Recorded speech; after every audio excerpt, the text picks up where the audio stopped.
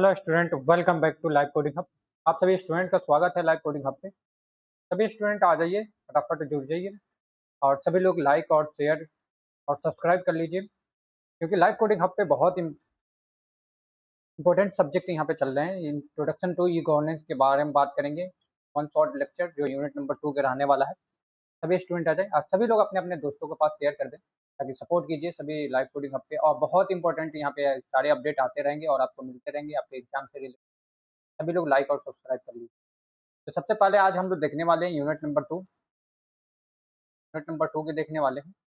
यहाँ पे बात करेंगे यूनिट नंबर 2 में कि वन शॉट लेक्चर यहाँ पे शूट करेंगे जो आपके एग्जाम के ओरिएंटेड रहेंगे यूनिट नंबर 2 के बारे में। यहाँ पे बात कर रहे हैं हम लोग इंट्रोडक्शन टू ई गवर्नेंस। सबसे पहले हम लोग बात कर लेते हैं कि गवर्नमेंट प्रोसेस क्या होता है। गवर्नमेंट प्रोसेस मतलब जो भी हमारे भारत सरकार के प्रोसेस होती हैं, किसी भी एक डिजिटली सिस्टम को चलाने के लिए या स्मार्ट सिटी को बनाने के लिए जो भी अभियान चल रहा है, जो भी आपके डिजिटलाइज हो रहा है, जो भी एप्लीकेशन, इन सारे एप्लीकेशन को हम लोग प्रोसेस के बारे में जानेंगे। तो सबसे पहले देखेंगे यूनिट नंबर 2 के गवर्नमेंट प्रोसेस के बारे में, गवर्नमेंट क्या क्या में अप्रोच एंड रूल्स ला रही है, बारे में हम लोग आज इस में देखने वाले हैं। तो सबसे पहले हम लोग देखेंगे गवर्नमेंट प्रोसेस री इंजीनियरिंग क्या होते हैं, जिसे हम लोग बोलते हैं जीपीआर। जीपीआर का मतलब क्या होता है? Government process re engineering. री इंजीनियरिंग का मतलब कि बार बार किसी चीज को री इंजीनियरिंग करना है, यानी इंजीनियरिंग डिजिटली फॉर्म में कन्वर्ट करना है, किसी मैनुअल चीज को एक डिजिटली फॉर्म में कन्वर्ट करना है। क्या प्रोसेस से, किस बिहाफ पे गवर्नमेंट सरकार इस प्रोसेस पे काम कर रही है, इसके बारे में हम लोग बात करेंगे। दूसरा हम लोग देखेंगे national e governance plan. National e governance plan for India, India में क्या नेशनल ई गवर्नेंस प्लान को चलाई जा रही है, जिसमें हम लोग मल्टीपल एप्लीकेशन, मल्टीपल चीज़ों को देखेंगे। उसके बाद हम लोग देखेंगे स्मार्ट गवर्नमेंट की, एक स्मार्ट गवर्नमेंट को बनाने के लिए क्या क्या रूल्स रेगुलेशन होती है और क्या क्या चीज़ों की आवश्यकता होती है जो एक स्मार्ट गवर्नमेंट बना सकते हैं, स्मार्ट सिटी बना सकते हैं, स्मार्ट शहर बना सकते हैं, स्मार्ट इंडिया बना सकते हैं।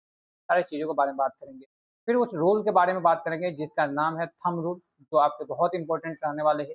और यहाँ से एग्जाम में आप लोगों को सबसे पहले यहाँ बता दें, यूनिट नंबर 2 से आपके एग्जाम में जो पूछा जाता है क्वेश्चन, वो थ्री तो आप 3 क्वेश्चन तो आपके 5 नंबर में रहेंगे, यानी लॉन्ग में रहेंगे, 5 मार्क्स में पूछा जाएगा। प्लस आपके दो क्वेश्चन 2 मार्क्स में पूछे जाएंगे। तो यहाँ से आपका टोटली 12 नंबर का क्वेश्चन यहाँ से 100% बनते हैं, तो 100% आपके एग्जाम में आने के चांस रहते हैं। और बहुत ईजी सब्जेक्ट है और ईजी चैप्टर भी है, जो आपको आसानी तरीके से अगर लाइव कोडिंग हब के साथ जुड़ गए, लाइव आपका आसानी तरीके से आपके ये 12 नंबर कहीं नहीं गया है, सारे 12 नंबर आपके फिक्स हो जाएंगे। तो ठीक, तो यहाँ पे सबसे पहले हम लोग बात करते हैं गवर्नमेंट प्रोसेस के इंट्रोडक्शन के बारे में बात करते हैं कि गवर्नमेंट इस प्रोसेस में क्यों ला रही है, इसका क्या बिहेवियर, क्या इसका परिचय है, इसके बारे में हम लोग जानते हैं। सबसे पहले देखेंगे government process refer to the state of the activity and produce follow of the government department and delivery services to citizen. कि गवर्नमेंट एक रूल को फॉलो कर रही है, एक प्रोसेस को रेफर कर रही है जो क्या हो, एक्टिव हो, कि मल्टीपल एक्टिव हो और प्रोसीड हो, जो फॉलो करे गवर्नमेंट डिपार्टमेंट को और क्या करे, जो डिलीवरी सर्विसेज हैं, जो भी काम है, जो भी काम करने की तरीका है, वो सिटीजन को ज़्यादा से ज़्यादा तरीके से पहुँचाए। तो किसके जरिए पहुँचा सकते हैं? तो आप लोग कहेंगे सर आजकल के ज़माने में इंटरनेट सबसे ज़्यादा चल रहे हैं, मल्टीपल डिवाइस चल रहे हैं, तो उसके बिहाफ पे, तो यहाँ पे जो गवर्नमेंट का प्रोसेस है वो क्या है कि एक सिटीजन के पास कोई भी एप्लीकेशन को ज़्यादा से ज़्यादा मात्रा में पहुँचाना या कोई भी चीज़ को लाभ ज़्यादा से ज़्यादा मात्रा में देना। तो यहाँ पे हम लोग बात करते हैं गवर्नमेंट प्रोसेस का अर्थ उन गतिविधियों का, प्रक्रियाओं से है जिनका पालन सरकारी विभाग नागरिकों को सेवा प्रदान करने के लिए किया जाता है, करते हैं, नागरिकों को सेवा प्रदान करने के लिए करते हैं। अब इसमें क्या इंपॉर्टेंट पॉइंट है कि आपको ये ध्यान में रखना है कि जो भी सरकार एक्टिविटी ला रही है, यानी जो भी फंड है या जो भी काम करने की तरीका है, जो भी एप्लीकेशन है, वो क्या करे, ऐसे सिटीजन के पास पहुंचाए जो ज्यादा से ज्यादा सिटीजन के पास पहुंच जाए और ज्यादा से ज्यादा सिटीजन इसका क्या कर सके, प्रयोग कर सके, इसका लाभ उठा सके। ये डिजिटल गवर्नमेंट आपका प्रोसेस ला रही है। तो सबसे पहले यहाँ पे हम लोग बात करते हैं this process including design decision making. इसमें क्या क्या इंक्लूडिंग रहेगा? डिसीजन मेकिंग की, एक चीज पे कैसे डिसीजन लेना चाहिए, रिकॉर्ड मैनेजमेंट की, आपके जो भी डाटा है, जो भी रिकॉर्ड्स है सिटीजन के, उसे कैसे मैनेज करेंगे, कैसे मैनेजमेंट अच्छे अप्रोच से करना चाहिए कि जो आपके डाटा बहुत सुंदर और साफ सुथरा है, सर्विस डिलीवरी, जो भी आपके काम करने के तरीका है वो ज़्यादा से ज़्यादा लोगों के पास पहुँचे और कम्युनिकेशन हो सकते हैं, यानी कम्युनिकेट करें हम सिटीजन के बीच और डिपार्टमेंट के बीच। अपने लोगों से क्या करे सरकार कम्युनिकेट कर सके और उनके प्रॉब्लम को समझ सके और उन प्रॉब्लम को क्या कर सके अच्छे तरीके से निवारण कर सके, यानी सॉल्व कर सके। इस प्रक्रिया के लिए हमने गवर्नमेंट प्रोसेस अपना लॉन्च करके ई गवर्नेंस में। इस प्रक्रियाओं में निर्णय लेना, रिकॉर्ड प्रबंधित एंड सेवा प्रदान करने और विभागों के बीच संरचना शामिल होते हैं। बिल्कुल बात है कि कम्युनिकेशन भी हम लोगों को बहुत इंपॉर्टेंट है कि जब तक आप किसी सिटीजन से बात नहीं करेंगे, जब तक आप अपने डिपार्टमेंट, अपने एम्प्लॉय से बात नहीं करेंगे, तो उसकी दिक्कत को नहीं जानेंगे, तो आपकी कंपनी है, आपके कोई भी सर्विसेज या कोई भी देश आपको आगे नहीं बढ़ सकता। तो इसमें सबसे ज़्यादा इंपॉर्टेंट चीज़ें होती है। उसके बाद से हम लोग बात करते हैं तीसरा point number 10 traditional government process. ये ट्रेडिशनल, ये बहुत इंपॉर्टेंट गवर्नमेंट प्रोसेस है। जो क्या है गवर्नमेंट प्रोसेस है। We are manual and paper work based. जो भी आपका मैनुअल काम था, जो भी आपका पेपर बेस्ड काम था, switch mode on the slow and efficient. जो भी आप लोग पेपर वर्क करते थे, जो भी मैनुअली जाकर किसी कंपनी में, किसी ऑफिस में जाकर काम करते थे, तो उससे क्या हो जाता था, काम करने की तरीका बहुत धीमी हो जाती थी, बहुत उसका प्रोसेस क्या हो जाता था, बहुत स्लो हो जाता था। इस प्रोसेस को बढ़ाने के लिए गवर्नमेंट ने क्या किया कि अपना एक मुहिम चलाई, एक प्रोसेस की कि जिसमें हम लोग डिजिटली ज़्यादा से ज़्यादा डिजिटल कनेक्टिविटी को बढ़ा सकें, जिससे कि हमारा काम फास्ट हो सके और जो पेपर वर्क था, वो पेपर वर्क डिजिटली फॉर्म में कन्वर्ट हो जाए। इसलिए आपका ई गवर्नेंस को बताया गया। तो यहाँ पे हम लोग बात करते हैं परंपरागत रूप से सरकारी प्रक्रियाओं को मैनुअल और कागजी आधारित होती है, जिससे वे धीमी और कम कुशलता होती है। बिल्कुल सही बात है कि जब भी हम लोग पेपर वर्क काम करते हैं या मैनुअली जाकर काम करते हैं, तो काम हमारा बहुत स्लो होता है और बहुत कुशलता, कम कुशलता यानी कि बहुत कम प्रोसेस होती है, बहुत कम काम हो सकती है। ऐसा नहीं होता कि जिसमें कि आप 1 दिन गए कंपनी में या 1 दिन आप किसी काम में गए, तो काम आपका पूरा ही हो जाएगा। नहीं, आपको 10 दिन, 5 दिन दौड़ना पड़ेगा, लेकिन वही आपको डिजिटली फॉर्म में है, तो इस चीज़ों को आपको क्या कीजिए, तो आप देखते हैं लास्ट कि इट इज यानी with the use to information communication technology. अगर सरकार इंफॉर्मेशन कम्युनिकेशन टेक्नोलॉजी का यूज करती है, आईसीटी का यूज करती है, तो this process is now being to digitally and improve. इससे क्या हो जाता है कि उस काम को इम्प्रूव कर लेती है और उस डाटा को क्या कर लेती है, एक डिजिटली फॉर्म में कन्वर्ट कर लेती है, जिससे कि कोई भी प्रक्रिया, कोई भी प्रोसेस बहुत तेजी के साथ आपका काम करता है, बहुत तेजी के साथ काम चलता है। किसके द्वारा? आपके इंफॉर्मेशन टेक्नोलॉजी के द्वारा। अब यहाँ पे इंफॉर्मेशन यानी आईसी का मतलब क्या है, आपके मल्टीपल डिवाइस, हार्डवेयर पार्ट्स होगा, सॉफ्टवेयर पार्ट्स होगा, इंटरनेट के जरिए, ठीक है, किसी भी सिस्टम के जरिए अगर हम काम को करते हैं अपने या कोई भी प्रोसेस करते हैं, तो वो प्रोसेस हमारा बहुत फास्ट और बहुत तेजी के साथ हमारा वर्क करता है। तो यहाँ पे हम बात करते हैं सूचना और संरचना तकनीक यानी आईसी का उपयोग से अब इन प्रक्रियाओं को डिजिटली बनाया जा रहा है और उनमें सुधार किया जा रहा है। इनमें क्या किया जाए, सरकार क्या कर रही है कि अब ज़्यादा से ज़्यादा चीज़ों को डिजिटली रेफर कर रही है, यानी डिजिटल प्रमोट कर रही है, जिससे कि क्या हो कि हर एक सिटीजन के पास हर एक चीज़ पहुँचे और अच्छे तरीके से हर एक सिटीजन का जो काम हो, एक प्रोसेस वे में, एक अच्छे तरीके वे में क्या हो, पूरा हो। ठीक है? यहाँ पे हम लोग बात करते हैं सबसे पहले कि इम्पोर्टेंट शब्द ऑफ गवर्नमेंट प्रोसेस। क्या इम्पोर्टेंस है, क्या महत्वपूर्ण है इस चीज को लाने के लिए, मतलब गवर्नमेंट प्रोसेस को लाने के लिए क्या इम्पोर्टेंट है। सबसे पहला पॉइंट बात करते हैं, government process have the managing public administrator effectively.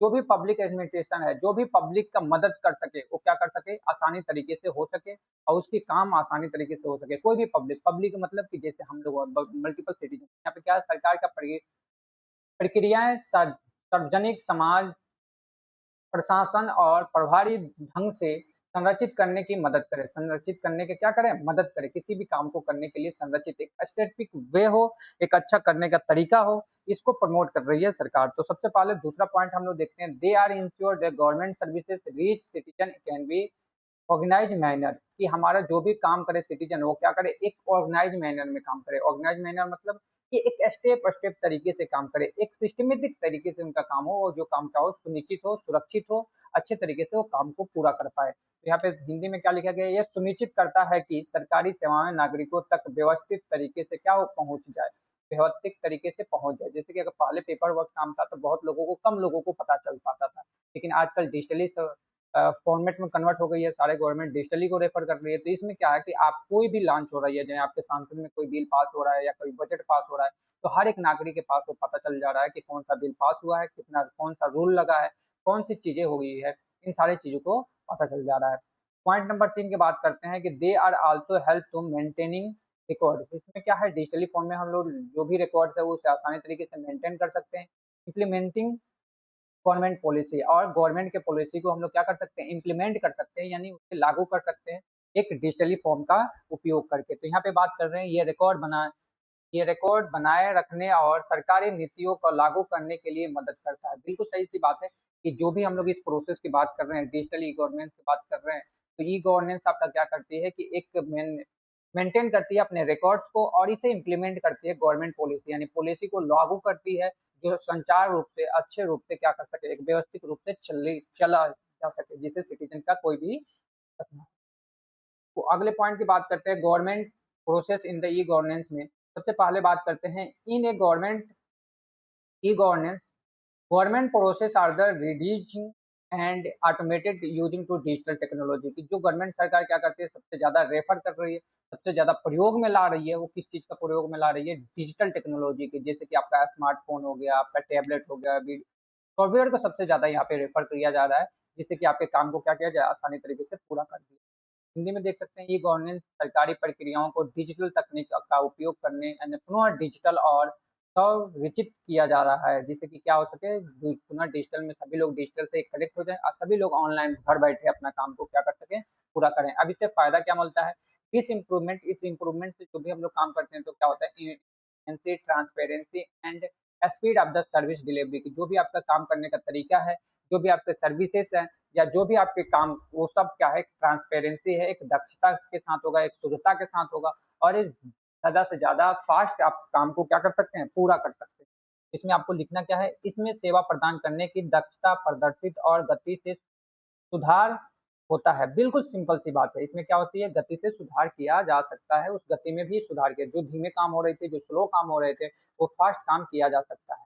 अब हम बात करते हैं गवर्नमेंट प्रोसेस री इंजीनियरिंग के बारे में। सबसे पहले हम लोग बात करते हैं कि री इंजीनियरिंग क्या होती है। तो री इंजीनियरिंग का मतलब होता है कि कोई भी आपका एक पेपर वर्क है, जो भी आप मैनुअल काम कर रहे हैं, उसे क्या कर दीजिए, कन्वर्ट कर दीजिए, एक टेक्नोलॉजी के साथ क्या कीजिए, जोड़ दीजिए। उसी को हम लोग बात कर रहे हैं री इंजीनियरिंग। उसी को क्या कर रहे हैं, री इंजीनियरिंग। तो इन्वेशन कीजिए, उसे बढ़ावा दीजिए, उसे रिसाइक्लिंग कीजिए, यानी प्रोसेस कीजिए, और उस प्रोसेस को करने के बाद से एक यूजर फ्रेंडली आप बना दीजिए कोई भी एप्लीकेशन की, जो आसानी तरीके से किसी भी व्यक्ति को समझ में आ जाए और उस काम को आसानी तरीके से किया जा सके। उसी को हम लोग बोलते हैं री इंजीनियरिंग। सबसे पहले आपको लिखना क्या है री इंजीनियरिंग में, तो पहला पॉइंट में आपको लिखना है government process re engineering, DPR means होता है redesigning and improving the existing government process. जो गवर्नमेंट का प्रोसेस है उसे क्या करना है, रिजिट करना है, एग्जिट करना, जो से इम्प्रूवमेंट करना, to make them more efficient, transparent और सिटीजन फ्रेंडली।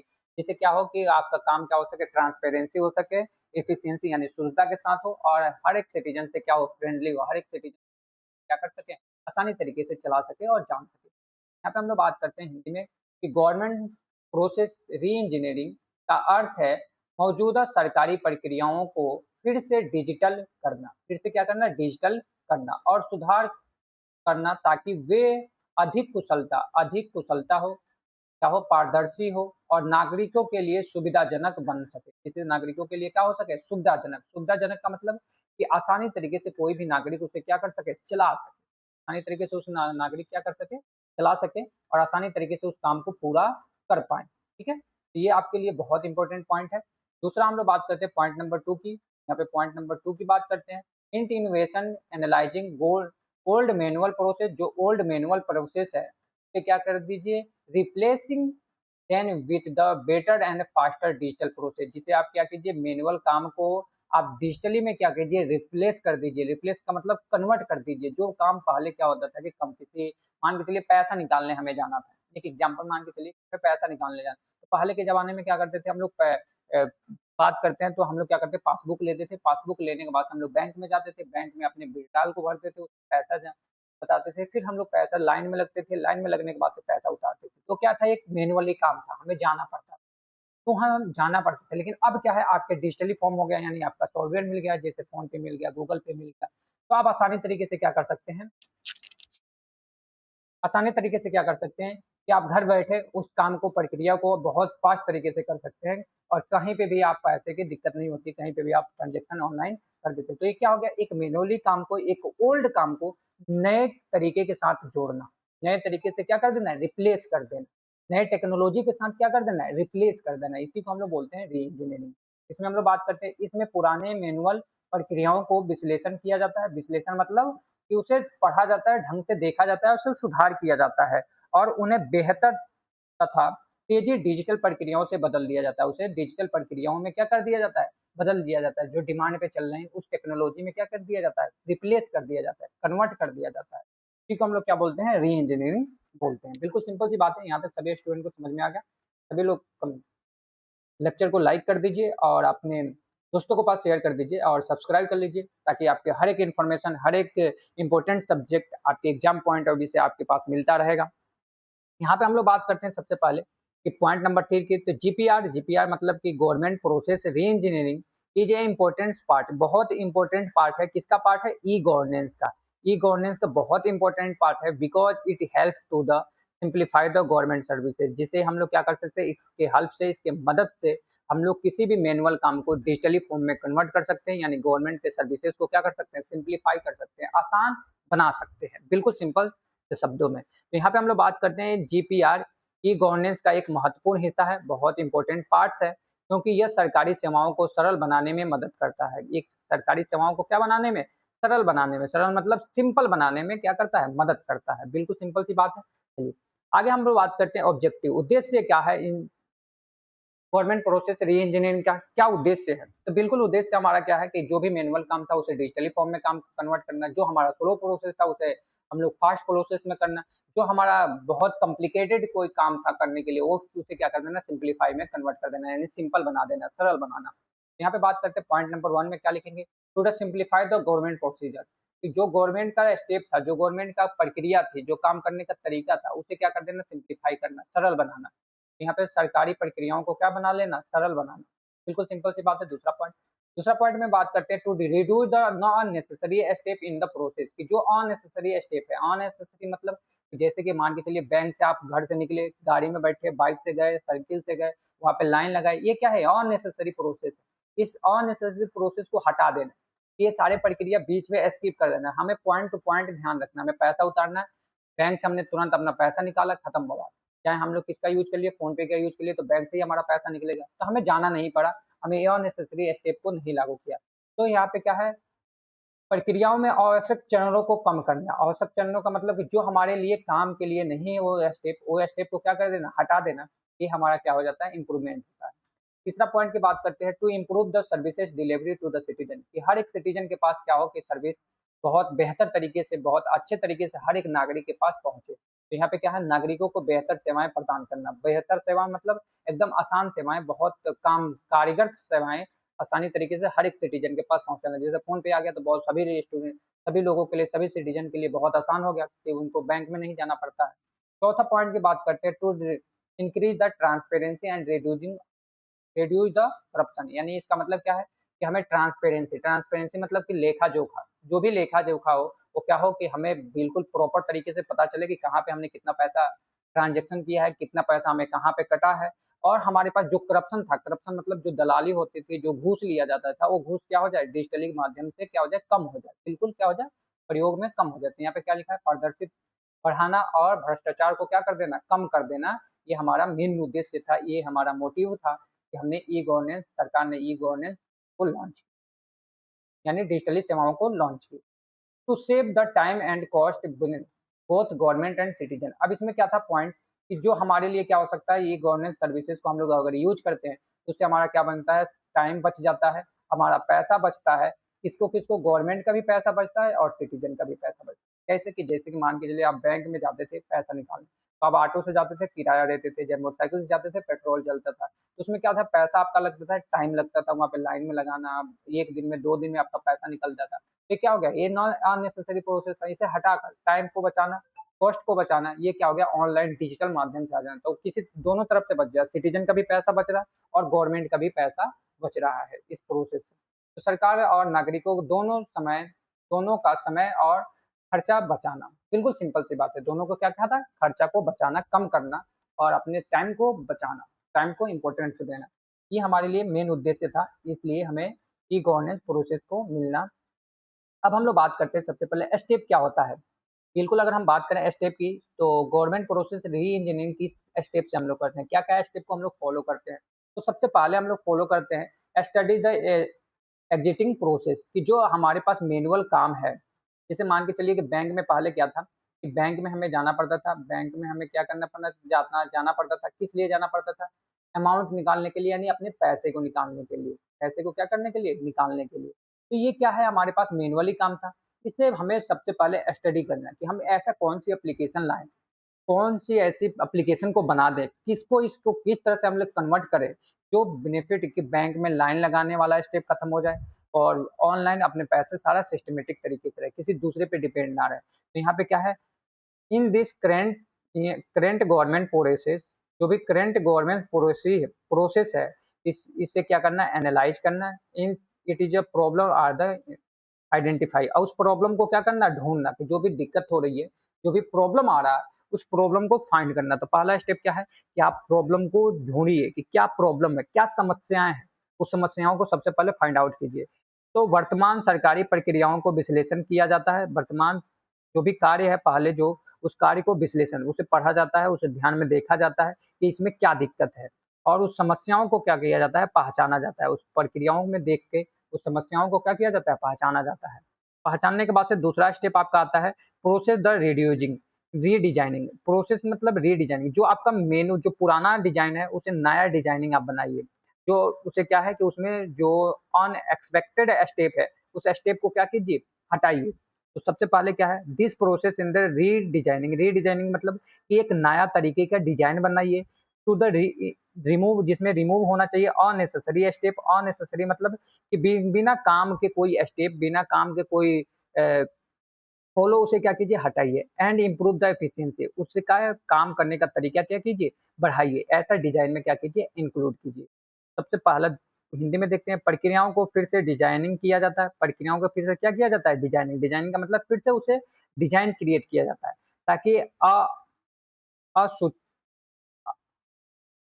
अनावश्यक चरण हटाना। अनावश्यक चरण हटाना मतलब क्या होता है? अनावश्यक चरण बिना जैसे कि आप बैंक में जाते थे तो लाइन लगता था, वो क्या है? अननेसेसरी स्टेप है। अननेसेसरी स्टेप मतलब कि बिना काम के हमें अगर ऐसा हो कि हम तुरंत गए, तुरंत पैसा मिल गया तो हमारा टाइम बचेगा। तो इसका मतलब क्या है? अननेसेसरी स्टेप को हटाना। हटाया जा सके और दक्षता बढ़ाई जा सके। दक्षता मतलब उसके काम करने के तरीका क्या किया जा सके? बढ़ाया जा सके, जिससे लाइन ना लगने, लाइन की समस्या ना हो, किसी का दिक्कत ना हो। इस प्रोसेस को पहले डिज़ाइन कीजिए। तीसरा स्टेप में आपका क्या है? यूटीआईटीसी फिर आपका यूज़ करना है डिजिटल कम्युनिकेशन यानी इन्फॉर्मेशन कम्युनिकेशन टेक्नोलॉजी का यूज़ कीजिए यानी कोई भी एक डिजिटल डिवाइस का यूज़ कीजिए। तो यहाँ क्या करना है कि तीसरा स्टेप में information and communication technology use to the automated in the process. जिसे क्या कीजिए कि उसका टेक्नोलॉजी का यूज करके उस प्रोसेस को ऑटोमेटिक कीजिए। उसे प्रोसेस को क्या कर दीजिए? ऑटोमेटेड कर दीजिए कि जैसे ही लॉगिन हुआ, जैसे आप लोग फोन पे में ट्रांसफर करते हैं, जैसे क्यूआर स्कैन करते हैं, अमाउंट डालते हैं, जैसे अपना पिन डालते हैं, तो ऑटोमेटिक वो प्रोसेस हो जाता है। तुरंत आपके बैंक से वो क्या कर देता है? तुरंत अकाउंट में उसके अकाउंट दूसरे जिसका क्यूआर कोड स्कैन किया उनके अकाउंट में पैसा को भेज देता है। तो इस स्टेप को कनेक्ट कीजिए किसी एक टेक्नोलॉजी से, एक सॉफ्टवेयर से, एक नेटवर्क से। तो प्रक्रियाओं को संचालित करने के लिए सूचना और संरचना तकनीक का उपयोग किया जाता है। संरचना तकनीक का क्या किया जाता है? उपयोग किया जाता है यानी आईसी का उपयोग किया जाता है। चौथा आपका क्या है कि इम्प्लीमेंटेशन। इम्प्लीमेंटेशन का मतलब कि जब आप इस तरह के प्रोजेक्ट बना लिए, इस तरह के आप सॉफ्टवेयर बना लिए, इस तरह के आप डिजाइन क्रिएट कर लिए, तो इन फेज को आप क्या कीजिए? लॉन्च कीजिए यानी गवर्नमेंट डिपार्टमेंट के पास से क्या कीजिए? लागू कीजिए कि हर एक सिटीजन पे काम कर सके। इसमें क्या है द रिड्यूस द प्रोसेस। इस प्रोसेस को आप रिड्यूस कर लिए तो implemented to the government department उसे क्या कर दीजिए? इम्प्लीमेंट कर दीजिए गवर्नमेंट डिपार्टमेंट पर यानी लागू कर दीजिए कि अब कोई भी व्यक्ति इस पे काम कर सकता है। ये 100% सुविधा के साथ बन चुका है। तो पुनः डिजाइन के कई प्रक्रियाओं को सरकारी विभाग में लागू किया जाता है। फिर उसे सरकारी विभाग में क्या कर दिया जाता है? लागू कर दिया जाता है। जैसे फ़ोन पे पहले बना होगा, पहले बनकर पूरी तरीके से प्रॉपर तरीके से चेक किया गया है। चेक करने के बाद से आप लोगों के पास भेजा गया है यानी लॉन्च किया गया है। तो आप हम लोग डाउनलोड करके उसे देख उसके बाद से 5वां क्या है कि मॉनिटरिंग द और इम्प्रूवमेंट। फिर आप क्या कीजिए time to time, day to day आप उस एप्लीकेशन को मॉनिटरिंग करते रहिए कि कोई दिक्कत तो नहीं है, उस दिक्कत आ रही है तो उसे सुधारिए। सुधारने के बाद से उसे इम्प्रूवमेंट कीजिए कि जो भी फ्यूचर जैसे-जैसे आते रहेगी उसे-उसे हमें क्या करना पड़ेगा? अपडेट भी करना पड़ेगा। तो दिस सिस्टम टू मॉनिटरिंग यानी आप मॉनिटरिंग करते रहिए, उसे देखते रहिए अच्छे तरीके से, रेगुलरली बेसिस, रोज़ पर डे। कि आपको कोई दिक्कत ना हो, किसी भी एम्प्लॉय का या कोई भी व्यक्ति का कोई दिक्कत ना हो, तो फ़ोन पे आपका रोज़ एप्लीकेशन क्या करती है, देखते रहती है कि कोई एप्लीकेशन में हमारा ऐसा तो नहीं है कि कोई पैसा ट्रांसफ़र कर रहा है, उसका पैसा जा ही नहीं रहा। इस चीज़ को प्रक्रिया को फेस करने ना पड़े, तो उसको तुरंत अगर ऐसा हो रहा है, तो तुरंत उसे सॉल्व करना। Improvement and modify if the required, कि जो भी आपका मॉडिफाई करना हो, यानी कोई भी दिक्कत आए तो उसे अपडेट कर देना। तो सिस्टम को नियंत्रित निगरानी की जाती है और आवश्यकता होने पर सुधार किया जा सकता है। आवश्यकता होने पे यानी कोई भी दिक्कत आने पे उसे क्या कीजिए, सुधार कीजिए। तुरंत उसे अच्छे तरीके से बनाइए और अच्छे तरीके से उसे ढंग से क्या कीजिए, चलाइए। तो ये सारी प्रक्रियाओं में हम लोग 5 स्टेप को फ़ॉलो करते हैं, जैसे आप लोग सॉफ्टवेयर इंजीनियरिंग में भी देखे होंगे। जैसे हम लोग बात करते हैं सॉफ्टवेयर डेवलपमेंट लाइफ साइकिल, उस तरह से आपका ई-गवर्नेंस में भी है, तो ये 5 स्टेप को फ़ॉलो करना पड़ता है। इसका फ़ायदा क्या होता है? इससे हमारा फ़ायदा क्या होता है कि पहला हमारा फ़ायदा होता है कि फ़ास्ट गवर्नमेंट सर्विसेज़, जिससे कि हमारा फ़ास्ट गवर्नमेंट सर्विसेज़ हो जाती है। हमारा फ़ास्ट जो भी प्रोसेस होता है सरकार के, जो भी काम करने की तरीका होती है, वो बहुत फ़ास्ट हो जाती है, यानी तेज़ी से सरकारी सेवा को प्रदान करना। दूसरा आपका क्या है, रिड्यूस कर देता है पेपर वर्क, जो भी आपका कागज़ी काम होता था, वो कागज़ी काम को क्या कर देना, कन्वर्ट कर देना, यानी कागज़ी काम को हटा देना, कम कर देना। तीसरा आपका क्या है, better transparency and government operation, कि बेटर आपका क्या हो जाता है, ट्रांसपेरेंसी मतलब जो भी आपका कार्य है वो पारदर्शी हो जाती है, आपको आपको दिखाई देता है कि कौन सा स्टेप हमारा क्या हुआ, कितने दिन में हमारा पैसा गया, कहाँ हमारा पैसा गया, इन सारी चीज़ों को आपको अच्छे तरीके से दिखाई देता है कि जो भी आप गवर्नमेंट ऑपरेशन करते हैं, गवर्नमेंट मतलब कि जो भी आप गवर्नमेंट पे काम करते हैं, जो भी ऑपरेशन आप परफॉर्म करते हैं, वो ऑपरेशन आपको बिल्कुल दिखाई दे। तो सरकारी कार्यों में बेहतर पारदर्शित करना।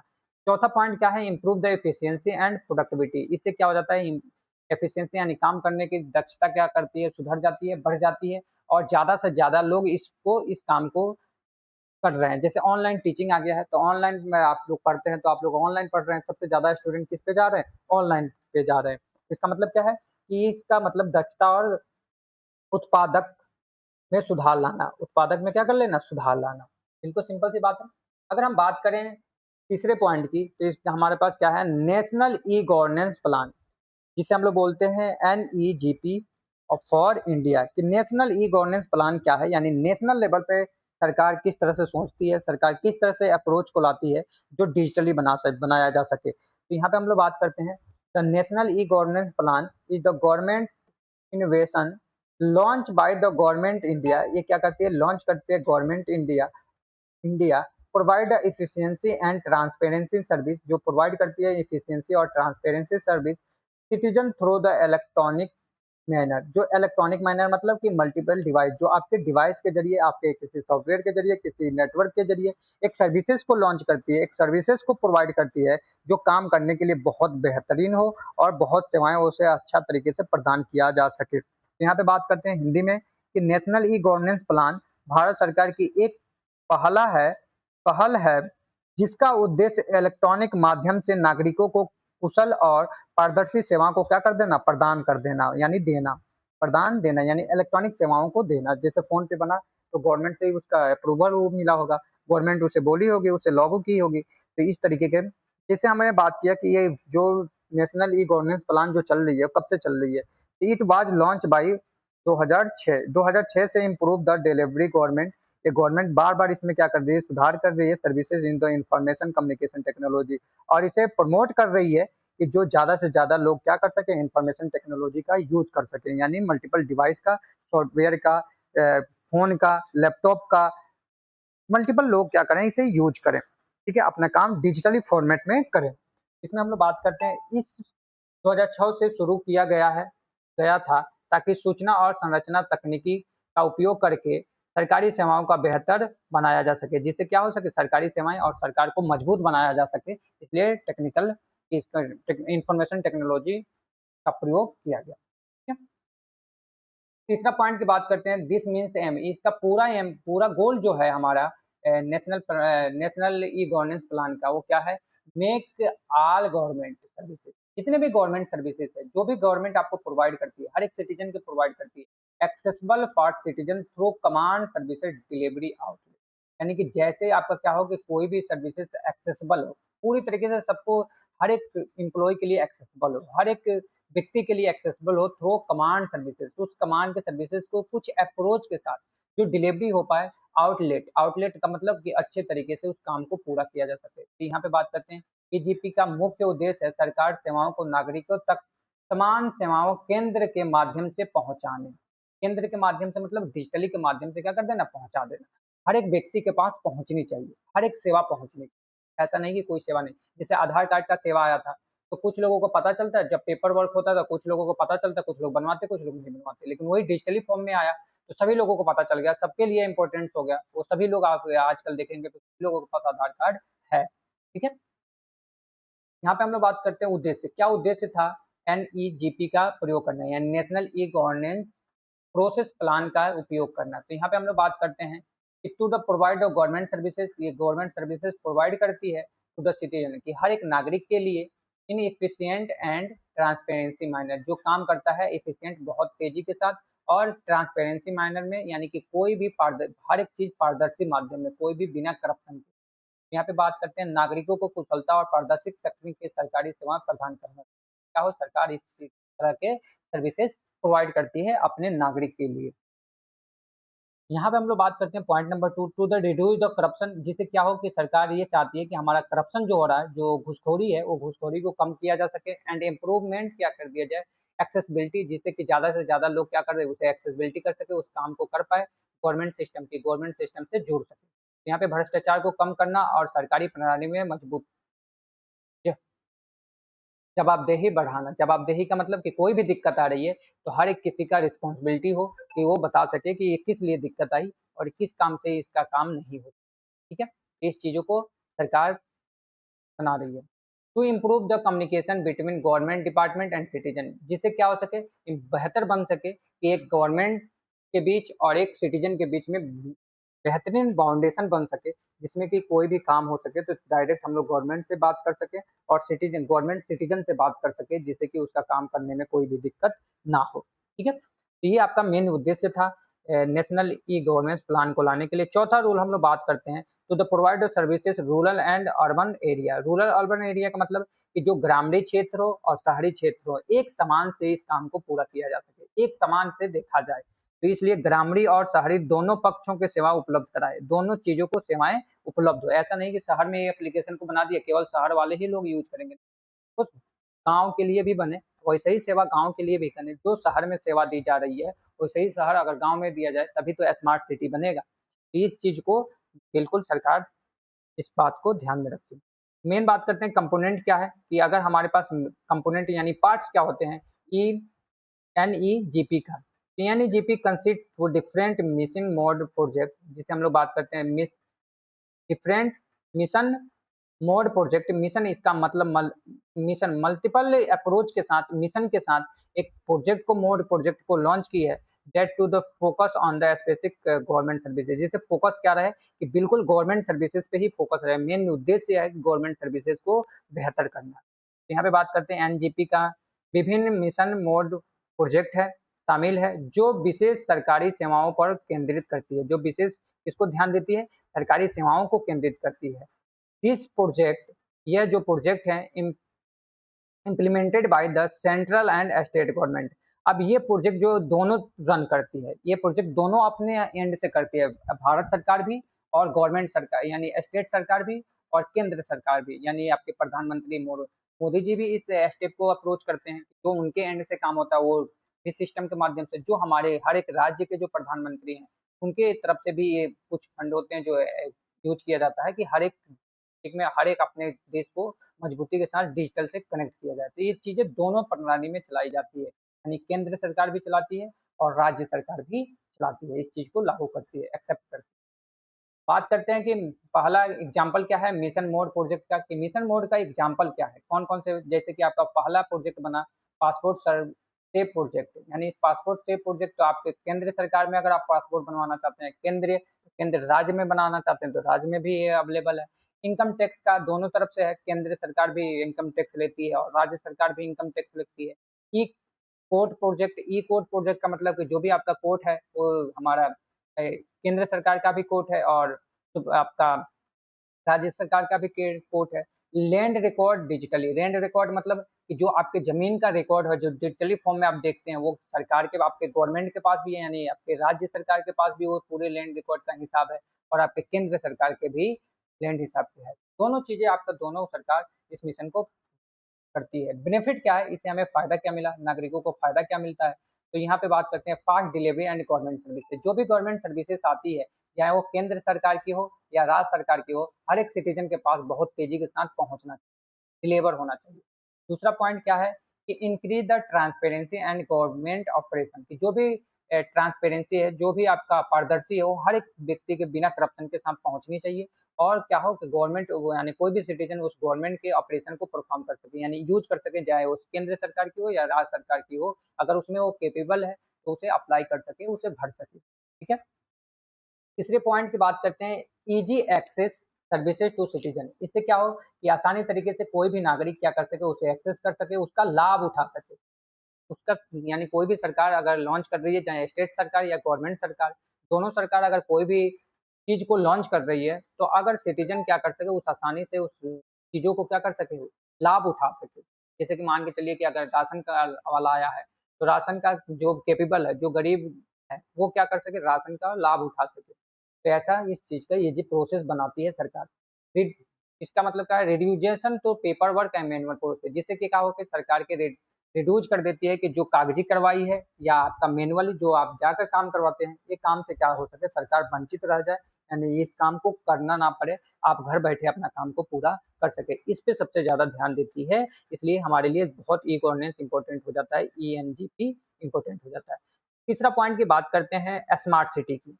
अब यहाँ पे गवर्नमेंट स्मार्ट सिटी का मतलब कि अगर स्मार्ट सिटी का मतलब क्या है कि जो भी आप काम कर रहे हैं वो एक डिजिटली फॉर्म में कन्वर्ट कीजिए।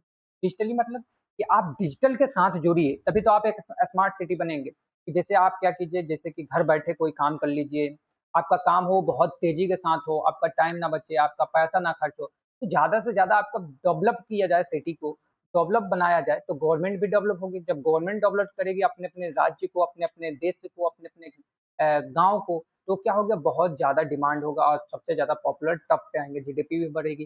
तो इसलिए स्मार्ट सिटी बनाने के लिए जो मेन उद्देश्य गवर्नमेंट का है वो क्या है, स्मार्ट गवर्नमेंट। स्मार्ट गवर्नमेंट क्या होता है, इज मोड, ये क्या है, एक मॉडल है, जो अप्रोच ऑफ द गवर्नमेंट, जो क्या करती है गवर्नेंस, जो अप्रोच है क्या है, एक मेथड है, एक अप्रोच है किसका, गवर्नेंस का। Where the government use to information communication technology, जिसे क्या कर सके, इंफॉर्मेशन टेक्नोलॉजी को ज्यादा से ज्यादा यूज करे और provide the fast transparency and efficiency service citizen की, जिससे क्या कर सके, हर एक व्यक्ति के पास ट्रांसपेरेंसी हो, काम करने की तरीका अच्छे तरीके से पता होना चाहिए, और अच्छे तरीके से कोई भी व्यक्ति काम कर सके और बहुत तेजी के साथ काम कर सके, और उसके पास हर एक सर्विस के बारे में पता हो, हर एक सिटीजन के पास। तो ये हमारा क्या हो जाता है, स्मार्ट सिटी। जैसे कि हर कोई क्या कर सके, इंटरनेट चला सके, हर चीज, हर कोई क्या कर सके, ऑनलाइन को रेफर करे, तो क्या बन जाएगा, हमारा स्मार्ट सिटी बन जाएगा। हर कोई सिस्टम रूल रेगुलेशन को फॉलो करे, तो क्या हो जाएगा, कोई भी करप्शन नहीं आएगी, कोई भी धांधलीबाजी नहीं होगी, कोई भी जो यहाँ पे चीजें हो रही है वो सारी चीजें बंद हो जाएंगी। स्मार्ट सिटी का मतलब है किसी सरकार नए तकनीक, सरकार की क्या करना, नए तकनीक यानी ICT का उपयोग करके लोगों को तेजी से पारदर्शित और बेहतर सेवा प्रदान करना है। जो सरकार क्या कर सके, बेहतर सेवा प्रदान कर सके, हर एक व्यक्ति के पास, हर एक नागरिक को, जो बेहतर तरीके से वो क्या कर सके, इंफॉर्मेशन टेक्नोलॉजी से ज्यादा कनेक्ट हो और ज्यादा से ज्यादा उपयोग कर सके। सबसे पहले बात करते हैं मीन्स क्या होता है स्मार्ट सिटी का। तो एस का मतलब होता है सिंपल।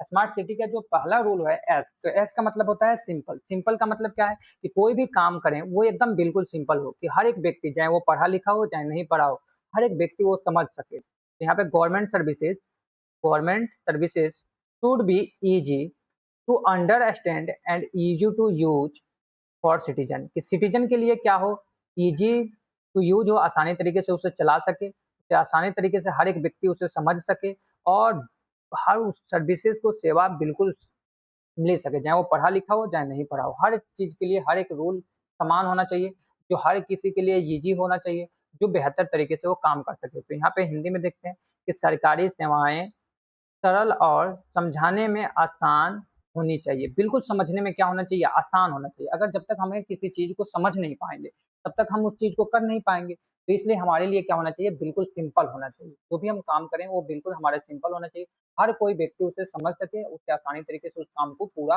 कर पाए। ठीक है, जैसे आप कोई भी एप्लीकेशन भरते हैं, तो आपके लिए अगर सिंपल नहीं होता, कम्प्लेक्स हो जाता, तो क्या आप एप्लीकेशन भर पाते हैं ऑनलाइन, भले ऑनलाइन सरकार दे रही है, तब भी नहीं भर पाते। तो इसलिए सरकार सोचती है कि ज्यादा से ज्यादा आसान बनाया जाए, कि हर एक कोई व्यक्ति उसे क्या कर सके, अप्लाई कर सके। तीसरा एम, एम का मतलब क्या है? तो एम का मतलब होता है मोरल। मोरल का मतलब क्या होता है कि government should work honestly and ethical.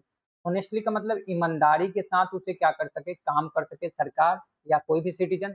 और एथिकल का मतलब कि नैतिक के, यानी इन जिम्मेदारी के साथ, ईमानदारी और जिम्मेदारी के साथ, नैतिक के साथ, यानी कि विश्वास के साथ उस काम को क्या किया जा सके, पूरा किया जा सके। तो सरकार क्या है, सरकार को ईमानदारी और नैतिक के साथ काम करना चाहिए। बिल्कुल सिंपल सी बात, जो भी आप काम करें, जो भी आप काम, वो होनेस्टली, ईमानदारी के साथ कीजिए और आप विश्वास के साथ उस काम को पूरा कीजिए कि हमारा ये काम वो बिल्कुल 100% होगा ही होगा। तब उस सर्विस, एम का मतलब क्या है, मोरल। ए का मतलब क्या है, इक्वलिटी, अकाउंटेबिलिटी। अकाउंटेबिलिटी का मतलब क्या है, government official should be responsible for their action and decision, कि जिससे क्या कर सके, गवर्नमेंट उस किसी भी कार्य पे अच्छे तरीके से निर्णय ले सके, जिम्मेदारी के साथ उस काम को पूरा कर सके, डिसीजन ले सके। इसका मतलब क्या है कि government official should be responsible for their action and decision, कि कोई भी गवर्नमेंट सरकार अगर डिसीजन ले रही है, ईमानदारी के साथ अगर निर्णय ले रही है या ईमानदारी से अगर काम कर रही है, तो हर एक सिटीजन के लिए, हर एक चीज के लिए, चाहे वो सिटीजन कर रहे हैं या गवर्नमेंट कर रहे हैं, हर किसी के लिए वो क्या होगा, फायदामंद होगा। यहाँ पे क्या है, सरकारी अधिकारियों को अपने कार्य को निर्दय और जिम्मेदारी से होना, जो भी सरकारी में काम कर रहे हैं, जो भी सरकारी ऑफिस में काम कर रहे हैं, तो हर एक व्यक्ति के लिए ईमानदारी से काम करना चाहिए और जिम्मेदारी के साथ, एक निर्णय के साथ उस काम को पूरा करना चाहिए। क्या होना चाहिए, बेहतर बन सके। तो ये आपका आ गया ए के। आर का मतलब क्या होता है, रिस्पॉन्सिव। रिस्पॉन्सिव का मतलब, रिस्पॉन्सिव का मतलब जिम्मेदारी लेना, कि हर एक किसी का जवाबदेही होना चाहिए। जवाबदेही मतलब कि अगर कोई भी काम गलत हो, तो जो काम गलत किया है वो बताए कि किस लिए गलत हुआ है, किस कारण से गलत हुआ है। अगर पैसा, अगर हम मान के चलिए कोई बैंक में पैसा निकालने चला, अगर पैसा नहीं है तो बताए कि पैसा क्यों नहीं दिए, इसमें क्या कमी है, तो पूरे तरीके से जिम्मेदारी के साथ बताइए। ये नहीं कि भगा दे, पैसा रहते हुए भी भगा दे, कोई भी उसमें दिक्कत नहीं है तब भी वो चीजें ना दे। तो इस चीजों को अवॉइड करने के लिए आर का मतलब होता है रिस्पॉन्सिव। रिस्पॉन्सिव बनना चाहिए हर एक सिटीजन, हर एक गवर्नमेंट एम्प्लॉय सिटी का होना चाहिए, रिस्पॉन्सिबिलिटी होना चाहिए, अपना काम करने का पूर्ण ध्यान रखे। Government should response quickly to the problem and need of the citizen, की हर उस सिटीजन को क्या कर सके, हेल्प कर सके, मजबूत बना सके और अपने काम को बेहतर तरीके से कर पाए। तो यहाँ पे क्या है, सरकार को नागरिकों को समस्याओं और ज़रूरतों को जल्दी जवाब देना चाहिए। जल्दी जवाब मतलब कि अगर सरकार को मान के चलिए कि किसी गाँव में, किसी शहर में पानी की कमी हो रही है, पानी नहीं है, तो उसपे सरकार तुरंत एक्शन ले, कि वहाँ पे सिटीजन की जो नीड है, पानी की नीड है, तो पानी ज़्यादा से ज़्यादा वहाँ पे पहुँचाया जा सके। जिससे कि कोई भी दिक्कत है तो उस दिक्कत को तुरंत पहुँचाया जाए, उस सेवा को तुरंत ही उपलब्ध किया कराया जाए ईमानदारी के साथ। ज़रूरतमंद लोगों को, उसको समस्याओं को समाधान किया जाए तुरंत, तभी तो कोई दिक्कत नहीं आएगी किसी भी सिटीजन को, किसी भी। तो इसीलिए तो स्मार्ट सिटी बनेगा। उसके बाद से हम लोग बात करते हैं टी। टी का मतलब क्या होता है, ट्रांसपेरेंसी। ट्रांसपेरेंसी का मतलब क्या होता है, ट्रांसपेरेंट। ट्रांसपेरेंट का मतलब कि जो भी आपका काम हो वो ट्रांसपेरेंट है। जैसे आप बोलते हैं कि शीशा, शीशा का मतलब क्या है कि आर पार दिखाई देता है, कि आप उधर भी खड़े हैं, इधर भी खड़े हैं, तो आसपास दिखाई देता है। वो काम क्या हो, ट्रांसपेरेंसी हो, आपके एंड से काम हो, यानी सरकार भी जो काम कर रही है वो भी ट्रांसपेरेंसी हो, कि बिल्कुल पता चले सिटीजन को, जो सिटीजन काम कर रहा है वो सरकार को पता चले कि ये सरकार, ये सिटीजन काम कर रहा है। ठीक है, तो ये क्या होना चाहिए, पारदर्शी होना चाहिए, बिल्कुल क्लियर कट होना चाहिए। यहाँ पे क्या है, government process should be open and clear. Open मतलब कि खुला होना चाहिए और क्लियर होना चाहिए, so that people can easily seen how to decision and mode, जिससे क्या कर सके, कोई भी सिटीजन क्या कर सके, कोई भी लोग अपना क्या कर सके, एक्सेस से देख सके उस चीज को और डिसीजन, उस काम को डिसीजन ले सके, यानी कोई भी निर्णय लिया जा सके। तो यहाँ पे सरकारी प्रक्रियाओं को पारदर्शी होना चाहिए। पारदर्शी होना चाहिए मतलब देखना होना चाहिए, ताकि लोग आसानी से अपने समझ सके, जिसे उस काम को क्या कर सके, आसानी से समझ सके और निर्णय ले सके कि हमें ये काम करना है या ना करना है, कैसे लिए जा सके, निर्णय लिए जा सके। बिल्कुल सिंपल सी बात। तो उस काम को क्या होना चाहिए, ट्रांसपेरेंसी होना चाहिए, ट्रांसपेरेंट होना चाहिए, कि जो भी काम हम लोग करें वो सब किसी को पता होना चाहिए। वो काम एकदम बिल्कुल, ये नहीं कि किसी एक पर्टिकुलर के नेता का लड़के के लिए हम बना दिए कि जो बड़े-बड़े लोग हैं उनके लिए ही ये जॉब निकली है, ऐसा नहीं। हर किसी की बात होना चाहिए कि जो उस काम को कर सके, हर किसी के लोग वहाँ पे अप्लाई करना चाहिए, हर किसी के लोग को जॉब मिलना चाहिए, अगर सरकार कोई जॉब निकाल रही है तो। इसका मतलब क्या हो गया जिसे हम लोग बोलते हैं ट्रांसपेरेंट, तब हमारा जाके एक स्मार्ट सिटी बनती है, स्मार्ट एक गवर्नमेंट अच्छा गवर्नमेंट बनती है। ठीक है, तो बिल्कुल यहाँ तक आपको पता चल गया। तो आप स्मार्ट को यानी चारों चीज़ों के बारे में 5 पॉइंट है आपको स्मार्ट के लिए, स्मार्ट को आपको लिख लेना। दूसरा हम लोग बात करते हैं एग्जाम्पल स्मार्ट सिटी। जैसे एग्जाम्पल क्या-क्या हो सकता है? तो जैसे आप लोग बात करते हैं ऑनलाइन पासपोर्ट एप्लीकेशन, जैसे ऑनलाइन पास अगर पासपोर्ट आपको बनवाना है, तो ऑनलाइन एप्लीकेशन पे आप लोग आवेदन करते हैं। चाहे आप अमीर हैं, गरीब हैं, आपको पासपोर्ट की ज़रूरत है, तो आप आसानी तरीके से अप्लाई कर सकते हैं। आपको अगर आप कैपेबल होंगे तो आसानी तरीके से ऑनलाइन बिजली बिल पेमेंट, जैसे आप बिजली यूज़ कर रहे हैं, आप लाइट यूज़ कर रहे हैं, ऑनलाइन मीटर है आपके पास, तो ऑनलाइन पैसा आप भुगतान कर सकते हैं सरकार को, चाहे आप गरीब हो या अमीर हो, आपको बस केवल उस एप्लीकेशन को चलाना आ रहा है, तो आप आराम से कर सकते हैं। डिजिटल लैंड रिकॉर्ड, आपकी ज़मीन है, किसी भी व्यक्ति की अगर ज़मीन है, कोई भी नागरिक की ज़मीन है, तो उस ज़मीन को अपना हर एक चीज़ को आसानी तरीके से देख सकती है कि किस नाम पे है, कितना ज़मीन है, ये सारी चीज़ें आप आसानी तरीके से देख सकते हैं। उल्लेख आपका एक रिकॉर्ड होगा यानी एप्लीकेशन है, वहाँ से आप लोग देख सकते हैं। ऑनलाइन कंप्लीट ये ऑनलाइन कंपटीशन सिस्टम की ऑनलाइन शिकायत पोर्टल भी है कि जो आप क्या कर सकते हैं, कंप्लेन कर सकते हैं, यानी कोई भी आपको दिक्कत आ रही है तो आप सरकारी ऑनलाइन पे आवेदन कर सकते हैं। ये सारी चीज़ें आपको क्या है स्मार्ट गवर्नमेंट की एक अप्रोच है। इस तरह से अगर सरकार काम करती है तो एक स्मार्ट गवर्नमेंट। अब हम बात करते हैं लास्ट पॉइंट की जो हमारे लिए बहुत इंपॉर्टेंट है, थंब रूल। ये थंब रूल क्या है? 5 रूल आपके लिए बहुत इंपॉर्टेंट। Understand thumb rule. अब हम थंब रूल के बारे में जानेंगे तो सबसे पहले हमारे पास क्या होना चाहिए कि हमें वी रूल फॉर थंब, कि हमारे थंब रूल को क्या होना चाहिए? सबसे पहले understanding rule of the thumb, कि हमारे अंडरस्टैंडिंग होना, हमें समझ होना चाहिए इस काम को। सबसे पहले क्या होना चाहिए? स्किल होना चाहिए, राइट बैलेंस, कि आपको क्या होना चाहिए? एक स्किल होना चाहिए, राइट बैलेंस होना चाहिए कि आप काम करने के तरीका को बैलेंस कर सकें, गाइडलाइन अच्छे तरीके का होना चाहिए, लिमिटेशन होना चाहिए कि कितना काम तक आप अच्छे तरीके से करेंगे तो ये आपके लिमिट होगा या ना होगा, इसके बारे में हम लोग बात करते हैं। सबसे पहले बात करते हैं थंब रूल क्या है। यहाँ पे बात करते हैं कि thumb rule are the simplified guideline. बिल्कुल सिंपलीफाई है, क्या है? एक गाइडलाइन है, किसी भी काम को करने के लिए गाइडलाइन है या बेसिक प्रिंसिपल है। क्या है? बेसिक प्रिंसिपल है। दैट हेल्प, ये क्या है? हमें हेल्प करता है in a successful implementation of the e governance project, जिससे कि हम लोग आसानी तरीके से इसका हेल्प से ई गवर्नेंस प्रोजेक्ट को क्या कर सकते हैं? बना सकते हैं, डेवलप कर सकते हैं। जिससे क्या है? देखिए कि थंब रूल सरल निर्देशक और मूल सिद्धांत होता है जो ई गवर्नेंस परिजनों को सफल कार्यवान के मदद करता है, बिल्कुल कार्यवाही करने के लिए मदद करता है।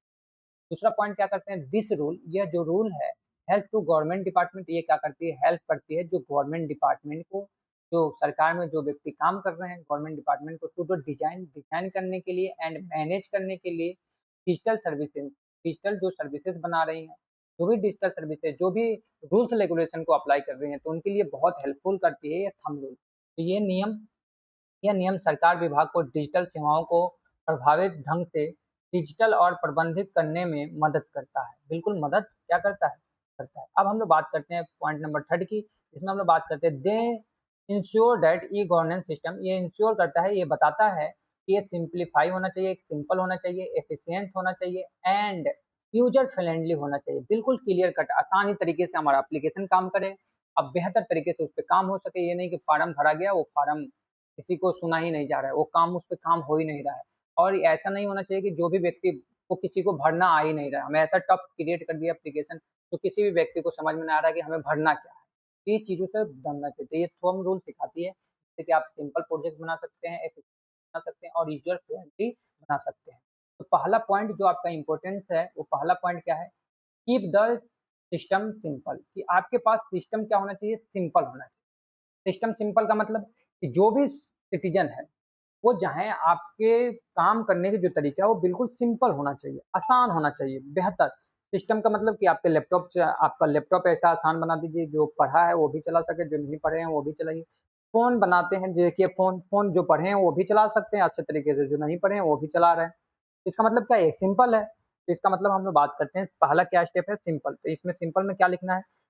Keep the system simple means system simple system means क्या होता है? द ई गवर्नेंस सिस्टम, जो भी ई गवर्नेंस का सिस्टम है वो क्या है? Should be easy to understand, जो आसानी तरीके से हर किसी को क्या आ सके? समझ आ सके, आसानी तरीके से हर कोई क्या कर सकते? सिटीजन यूज कर सके और गवर्नमेंट एम्प्लॉय, जिससे कि क्या हो सके सब कोई एम्प्लॉय यानी गवर्नमेंट जो चीज़ को यूज कर रही है उसे भी आसानी तरीके से आए, जो गवर्नमेंट के एम्प्लॉय है वो भी आसानी तरीके से अपने काम को कर सके, उसे समझ सके, जो व्यक्ति हैं, जो नागरिक हैं, वो भी आसानी तरीके से समझ सके, चाहे वो पढ़े लिखे हों या ना पढ़े लिखे हों, वो भी आसानी तरीके से क्या कर सके, उस काम को समझ सके और उस काम को कर सके। तो ये सिंपल बनाना, तो सबसे पहले क्या है, कीप द सिस्टम सिंपल का अर्थ है कि ई गवर्नेंस सिस्टम नागरिकों और सरकारी कर्मचारियों के लिए समझने और उपयोग करने में आसान होना चाहिए। बिल्कुल क्या होना चाहिए, आसान होना चाहिए। चाहे वो समझना है, अगर किसी काम को हम समझेंगे नहीं तो काम नहीं कर पाएंगे, अगर हम समझ भी गए तो अगर उसका स्टेप प्रोसेस नहीं हुआ तो हम नहीं काम कर पाएंगे, तो ये हमारे लिए नहीं होना चाहिए। दूसरा पॉइंट क्या है कि this design of the design of the system should avoid the unnecessary और कम्प्लेक्सिटी, कि हमें क्या करना है, इस पे ध्यान देना है, हमें कम से कम उपयोग करना है अननेसेसरी स्टेप को, और ज़्यादा से ज़्यादा कम्प्लेक्स चीज़ों को हटा देना। क्या है कि अननेसेसरी जो फालतू की चीज़ है उसे क्या कर देना, बिल्कुल जनरल भाषा में कि जो फालतू की चीज़ है वो क्या कर देना, हटा देना है। जो टाइम ले रही है उस टाइम लेने वाले प्रोसेस को भी क्या कर देना है, हमें हटा देना है। इसका मतलब क्या है, सिस्टम को डिजाइन अनावश्यक जटिलता से बचाना चाहिए। जटिलता से क्या होना चाहिए, बचना चाहिए। अनावश्यक मतलब अन्य आवश्यक काम से, जो किसी भी काम का नहीं है तब भी हम लोग उस काम को कर रहे हैं, उस काम को बचना चाहिए। और कम्प्लेक्स का मतलब कि जिस काम को बिल्कुल कोई दिमाग नहीं है लेकिन उसमें बहुत ज़्यादा टाइम लग रहे हैं, तब भी उस काम को क्या कर देना चाहिए, हटा देना चाहिए। दूसरा तीसरा पॉइंट क्या है, सिंप्लीफाई द सिस्टम। अगर सिंप्लीफाई करते हैं हम सिस्टम को, बिल्कुल आसान बनाते हैं, हेल्प टू यूजर, यूजर को क्या कर सके, एक्सेस गवर्नमेंट, जो गवर्नमेंट एक्सेस कर सकते कोई भी सर्विसेज को क्विकली एंड इफिशिएंटली, जो कोई भी व्यक्ति क्या कर सके, सिंपल तरीके से किसी भी गवर्नमेंट के एप्लीकेशन को आसानी तरीके से चला सके, समझ सके, उससे अपना सेवाएँ प्रदान कर सके, देख सके, तो इन सारी चीज़ों को हम लोग बोलते हैं सिंप्लीफाई सिस्टम। तो ये हम लोग बताते हैं हिंदी में, देखिए कि सरल सिस्टम उपयोगकर्ताओं को सरकारी सेवाओं तक जल्दी और कुशल तरीके से पहुँचाने में मदद करता है। बिल्कुल क्या करता है, हमें मदद करता है। तो इस चीज़ को हम लोग क्या बोलते हैं कि हम थंब रूल का इम्पोर्टेंट है, पहला रूल हमारा कहता है थंब। चलिए, अब पहले रूल के बाद दूसरा रूल बात करता है focus on the citizen need, कि सबसे पहले हमें फोकस होना चाहिए सिटीजन नीड। जो व्यक्ति हैं, जो नागरिक हैं, उन्हें क्या चीज़ की ज़रूरत है, क्या चीज़ की आवश्यकताएँ हैं, उस चीज़ को हमें सबसे पहले फोकस होना चाहिए। क्या होना चाहिए? फोकस। तो यहाँ पे बात करेंगे, focus on the citizen need means that A e-governance services should be designed according to the requirement of the problem for citizen, यानी सिटीजन की जो भी दिक्कत है, जो भी प्रॉब्लम है, जो उसको आवश्यकता है, उसके हिसाब से हमें काम को करना चाहिए। ऐसा नहीं कि गवर्नमेंट की क्या करे कि सरकार को पानी की यानी सिटीजन को पानी की ज़रूरत है और गवर्नमेंट क्या कर रही है, उसे पानी ना देकर खाना दे रही है। तो हमें तो नीड है पानी की, तो पानी चाहिए ना, तो गवर्नमेंट इससे पहले नीड देखे, क्या प्रॉब्लम है, क्या दिक्कत है, उस दिक्कत को फाइंड आउट किया जाए और उस प्रॉब्लम को सॉल्व किया जाए। तो इसे हमें क्या फोकस करना है, दूसरा पॉइंट क्या बताता है कि focus on the citizen need. Need जो सिटीजन है वो गवर्नमेंट को ये ध्यान में रखना है सिटीजन को क्या चाहिए, और यानी लोगों को, नागरिकों को क्या चाहिए, क्या दिक्कत हो रही है, उस दिक्कत को सुधारना। तो सबसे पहले हमें क्या है, पहला दूसरा पॉइंट यानी में देखना है, हिंदी में देखिए कि फोकस ऑन सिटीजन नीड का अर्थ है कि गवर्नमेंट सेवाओं को नागरिकों की आवश्यकताओं और समस्याओं के अनुसार डिजाइन किया जाना चाहिए। बिल्कुल सिंपल सी बात कि जो जरूरत है उसी चीज पे काम होना चाहिए, ये नहीं कि जो जरूरत नहीं है उस चीज पे काम हो रहा है, जो जरूरत है उसको तो बाद में करेंगे, ऐसा नहीं। जो पहले जरूरत है उस चीज पे काम होना चाहिए, पहला दूसरा रूल। पॉइंट नंबर 2 देखेंगे, द मेन गोल, जो मेन हमारा उद्देश्य होना चाहिए वो क्या होना चाहिए, E governance is to the provide the better services to the citizen, अच्छे क्वालिटी के सर्विसेज को प्रदान करना। जैसे कि मान के चले किसी गांव में पानी की कमी है, 200 लीटर की पानी की जरूरत है, तो वहां पे 100 लीटर पानी दे दिया गया कि आधा लोग पिए आधा लोग नहीं। ऐसा नहीं कि जितना हमें जरूरत है उतना हम, उससे ज्यादा हमें चाहिए। अगर ज़्यादा नहीं दे सकते हैं तो उतना तो दीजिए कि कोई भी आदमी दिक्कत ना हो। तो इस चीज़ को पहला रूल, आपका दूसरा रूल बताती है थंब रूल में। तीसरा, अब देखते हैं पॉइंट नंबर 3 रूल नंबर 2 में ही, government system should be easy to access and continuous for the all people, जिससे हमें क्या कर सके कि सुविधाजनक हो हर एक एम्प्लॉय के लिए। ऐसा नहीं कि जो पढ़े लिखे हैं उन्हीं के लिए हेल्पफुल हो, जो नहीं पढ़े लिखे हैं उसे कुछ समझ ही में नहीं आ रहा, वो अपना काम को कर ही नहीं पा रहे, नहीं, सबके लिए हमारे लिए हेल्पफुल होना चाहिए। तो सरकारी सिस्टम सभी लोगों के लिए आसानी से उपलब्ध और सुविधाजनक होना चाहिए, सभी लोगों के लिए, चाहे वो पढ़े लिखे हों या नहीं पढ़े लिखे हों, उन सबके लिए होना चाहिए। पॉइंट नंबर 4 क्या है? If services are design based on the citizen need, कि हमें इस सर्विसेज को डिजाइन किया जाता है किसके बेस पे? सिटीजन के नीड पे, यानी नागरिकों की आवश्यकताएं पे, and people will to the them of the more efficiency, जिससे क्या कर सके, लोग ज्यादा से ज्यादा उस चीज को उपयोग कर सके और उसका प्रॉब्लम सॉल्व अपना कर सके।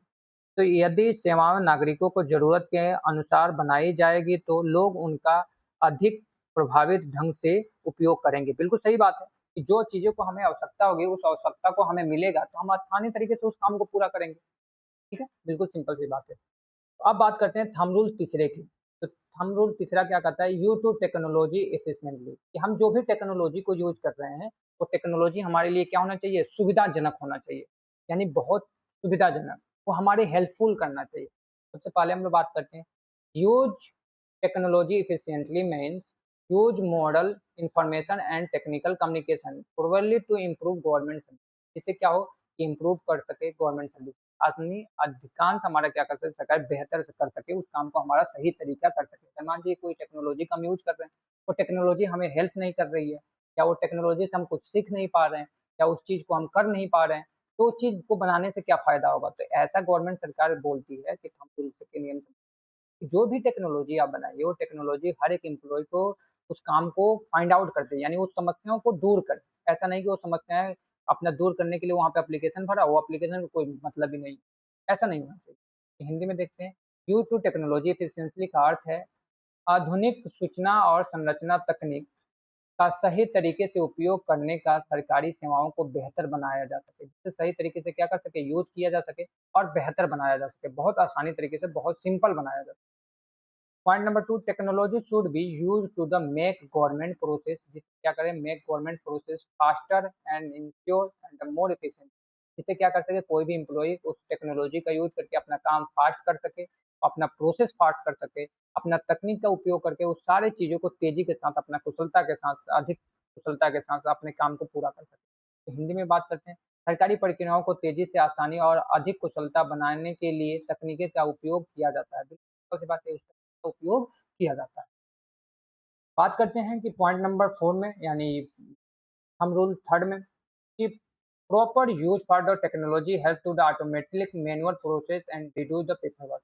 तो हम टेक्नोलॉजी का अगर हम यूज कर रहे हैं, तो जो भी पेपर वर्क है या जो भी मैनुअल काम है, उसे क्या कर देना चाहिए, बिल्कुल कम कर देना चाहिए। तभी तो हम टेक्नोलॉजी को, अगर हम ऑनलाइन मान के चलिए, अगर हम ऑनलाइन पेमेंट का, फोन पे का अगर जरूरत हम यूज कर रहे हैं, अब फोन पे कहेगी आप बैंक का, आप यहाँ पे अप्लाई कीजिए, बैंक से जाकर पैसा लीजिए, तो हम उस काम को क्यों करें? फिर हम उस टेक्नोलॉजी को क्यों यूज करेंगे? फोन पे आती है, तो इस चीज को पहले, सबसे पहले कम कीजिए। ठीक है? हिंदी में देखिए, तकनीकी का सही उपयोग मैनुअली प्रक्रियाओं को संरचित और कागजी कार्रवाई को कम करने में मदद करे, जिससे क्या हो सके, उस काम को कम किया जा सके। जो दिक्कत है, वो कम, दिक्कत को बिल्कुल कम कीजिए।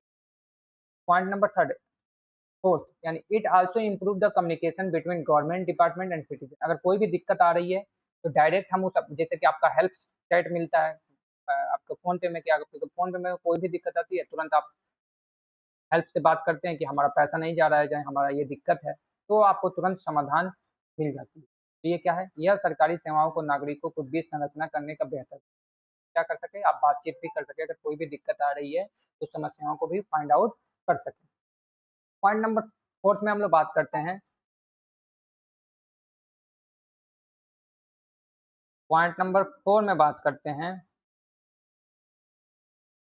Ensure transparency. इंश्योर ट्रांसपेरेंसी का मतलब कि जो भी काम हो, वो बिल्कुल क्या होना चाहिए, ट्रांसपेरेंसी होना चाहिए। The system should make government process transparent and accessible. जैसे कि अगर हम कोई भी एप्लीकेशन भर रहे हैं, सरकार ने 200 रुपए की बात की कि 200 रुपए आप फॉर्म भरेंगे तो 200 रुपए देंगे, लेकिन हमने एप्लीकेशन जैसे ही भरा, तो 200 रुपए तो हमारे पास सरकार ने निर्धारित की, लेकिन एप्लीकेशन वाले फिर 200 कर दिए, तो पूरा हमारा कितना हो गया, 400 हो गया ना। तो ऐसा नहीं होना चाहिए, ट्रांसपेरेंसी होना चाहिए कि अगर सरकार 200 बोली है, तो एम्प्लॉय से ही 200 रुपया लेना जाना चाहिए, चाहे जो भी काम कर रहा है उसे 200 रुपये ही मिलना चाहिए, या 200 रुपये ही लेना लिया जा सके।